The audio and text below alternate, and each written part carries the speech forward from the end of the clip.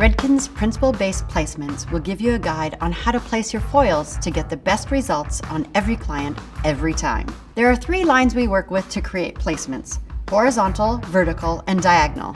Each of these lines will create a different overall effect. By understanding how these lines work, you will be able to use them individually or mix them throughout the head to create custom highlight effects for your clients. Be sure to watch all the principle-based placement episodes. Vertical placement is most commonly used to reduce visual weight. It will give a stronger visual result since it tends to draw the eye up and down. These usually define natural fall and start from the high point of the head. When looking at the head form horizontally, change of direction occurs from the bottom to top and defines the nape, back, crown and top, and the side areas. Start by finding the high point of the head. This is where your comb rests evenly when balanced on the top of the head. From this point, separate the front from the back by parting from the high point to the natural break just behind the ear.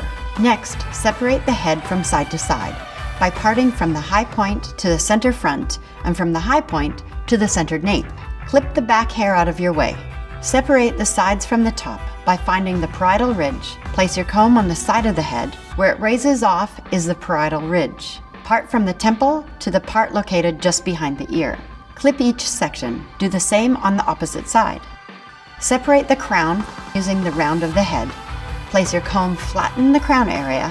Where it lifts off is where we will make the part. Clip up the crown area. Separate the nape from the back by placing your comb flat against the nape area. Where it lifts off is where we make the part. Clip up the back right and left sections. The remaining hair is the nape. Begin in the right side of the nape area.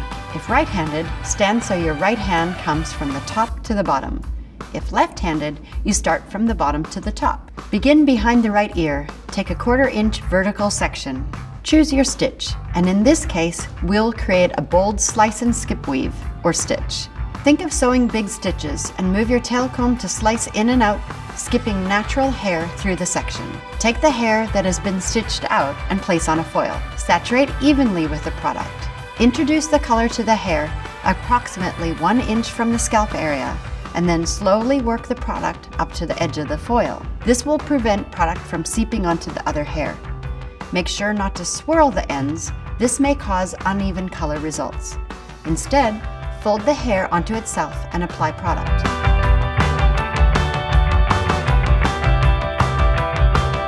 Take another vertical 1/2 inch section.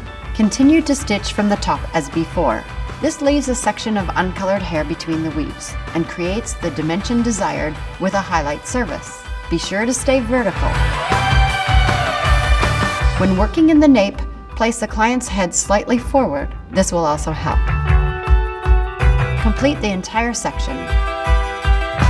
Repeat on the left side of nape section. Begin the back section in the right side, just behind the ear. Take the same size sections and stitches as you did in the nape. As you work in this section, the sections go from narrow to wider, back to narrow, due to the hairline. It is helpful to tilt the client's head forward and to tilt your body to the side to gain a more horizontal viewpoint. The combination of your body position and your client's head makes this an easy section to do. Complete the entire section. Repeat on the left side back. The next section is the right side. Continue weaving using 1/4 inch sections as before. Place the first foil at the hairline and work back towards the ear.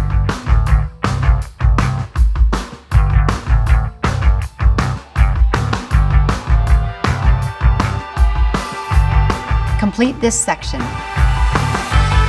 Continue on the left side. Remember, keep vertical and consistent in the size of section and the stitch used. Move to the right side top section. Begin at the front hairline and foil towards the back, similar to a mohawk.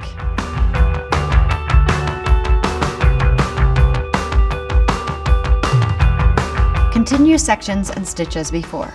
As you work in this section, the head is curved and it may be necessary to place foils side by side to accommodate the section. Repeat on the left top section.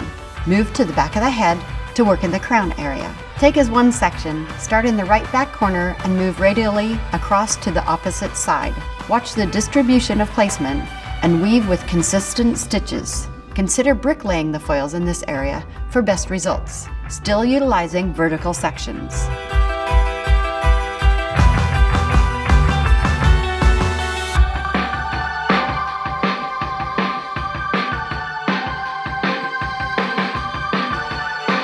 Complete the crown area.